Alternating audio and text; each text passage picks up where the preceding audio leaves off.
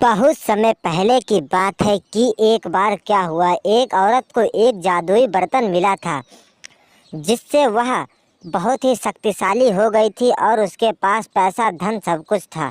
तो लोगों ने उसका बर्तन छीनना चाहा लेकिन उसका बर्तन छीन नहीं पाया और कहते थे कि मैं इस बर्तन को छीन कर रहूँगी चाहे कुछ भी हो जाए। लेकिन वह बर्तन जिसके पास होता था वह लोग तो शक्तिशाली हो जाते थे। तभी ऐसे शब्द सुनकर उसके तो रोंगटे खड़े होने लगे और कहने लगी, अरे यह इतना शक्तिशाली है बर्तन। वह कहती थी, तुम्हें इस बर्तन के बारे में नहीं पता। सभी लोगों को यह बर्तन जिसके भी पास होता है वह उड़ने लगता है। तभी उसने उड़कर दिखाया और वहाँ से चली गई। अरे अब तो लगता है मुझे ये बर्तन चुराना ही पड़ेगा चाहे कुछ भी हो जाए। ये बर्तन मेरे हाथ से अब नहीं जाना चाहिए, चाहे जो भी करना पड़े हमें। जब यह सभी लोगों ने प्लान बनाया तो अगले दिन वह उसके घर के सामने पहुँचे और कहने लगे, ए लड़की, तू मुझे ये बर्तन दे दे, नहीं तो मैं तुझे मार दूंगी। जब यह शब्द सुने तो वह कहने लगती है, ऐसी बस की बात नहीं है किसी की मारने की। और वे लोग छीनने लगते हैं लेकिन वे बर्तन नहीं छीन पाते क्योंकि वह बर्तन इतना शक्तिशाली था, कुछ कहने को नहीं।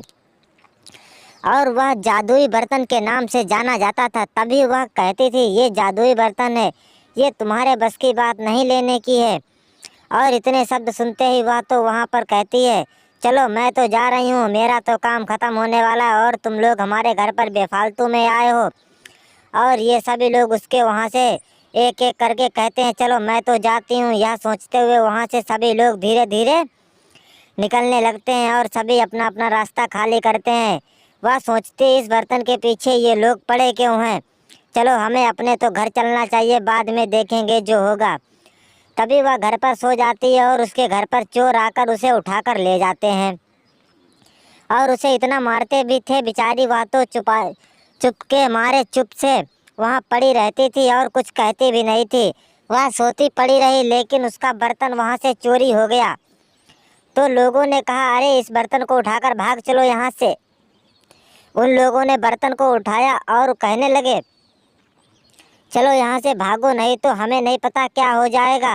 वह जग भी जाती थी लेकिन वह फिर सो जाती थी।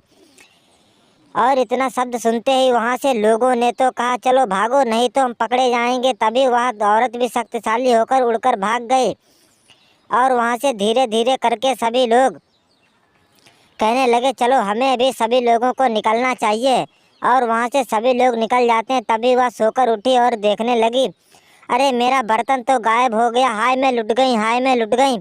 ऐसे शब्द सुनाते हुए वह कहने लगी, मैं पुलिस के पास जाऊंगी। और वह पुलिस के पास गई।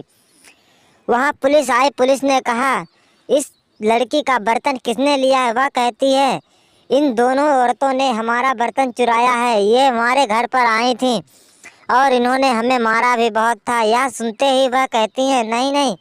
तभी पुलिस वाले ने उन दोनों को इतना मारा कुछ कहने को नहीं। और कहने लगा, चलो खड़े हो, तुम लोगों को मैं थाने लेकर चलता हूँ, नहीं तो इनका बर्तन इन्हें वापस कर दो। इतना सोचते हुए वह कहती हैं, ठीक है, मैंने इनका बर्तन लिया था, मैं इनका बर्तन वापस कर दूंगी। ऐसे शब्द सुनते ही वह कहने लगती है, हाय राम, तुम्हें शर्म भी ना आई, हमारे घर से तुमने बर्तन चुरा लिया।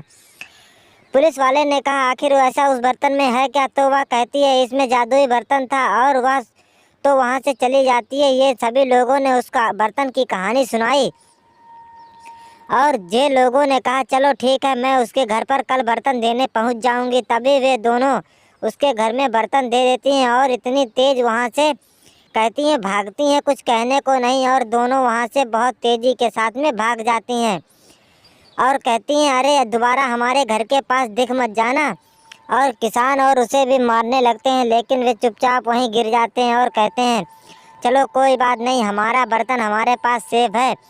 और वह कहने लगी, यह जादुई बर्तन है, इससे हम बहुत मौज मस्ती करेंगे और इसे हिसाब से रखेंगे। बहुत खुश हुए वे दोनों। अगर आप लोग हमारे चैनल पर नए हैं तो प्लीज़ ज़रूर चैनल ज़रूर